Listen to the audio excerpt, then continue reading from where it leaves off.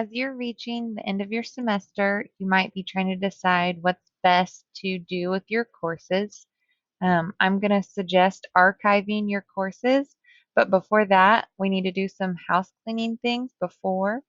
If you go into your course that you're ready to complete and go into classwork, what I would do is just make sure you go through your assignments and anything that is turned in. Um, I would make sure they have a grade on it, obviously. And then everything needs to be returned to students. Um, when they turn it into you, then you become the owner of their documents and they are no longer the owner of their document. So when you return it to them, that transfers that ownership back to the student so they can have it in their drive and keep it for portfolio purposes or anything else. It's their work, and so what I would do is return it to them so that they could have ownership of that again.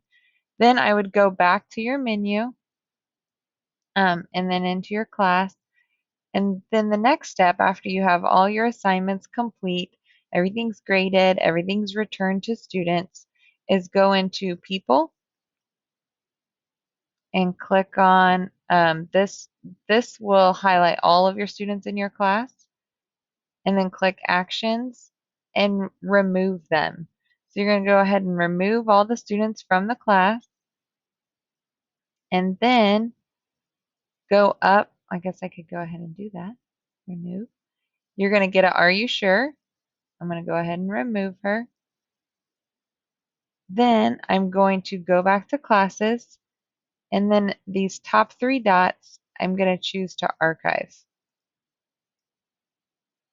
This says, are you sure? Archive, you can't modify it unless they're restored, um, but you do have the option to restore later. So I'm going to go ahead and archive. To access my archive classes, go to my menu again, click on Archive Classes, and here I can restore. So if I click these three dots, I can click Restore, Restore,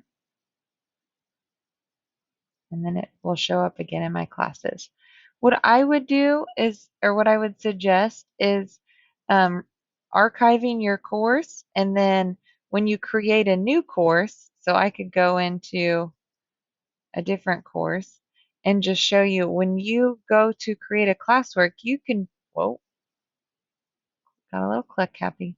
You can click Reuse Post and you can access your current classes and your archive classes and just pull in assignments one at a time so that we're not exposing kids to a full semester's worth of work at the very beginning, that they're paced by our control as we pull in assignments. And then as you edit your assignments and make them so that they best fit your class, you can then delete some of these old courses and then archive your current course so that you have the most updated information available for your students. So to do that, I would just go into my archive classes, and when I'm ready to delete it, I'll try to find mine.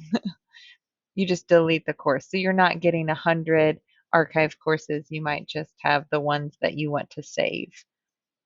So that's what I would consider best practice for your Google Classroom. There's obviously a ton of options, and you can choose what best fits for you. If you have any questions about Google Classroom or how to archive your courses, please let me know.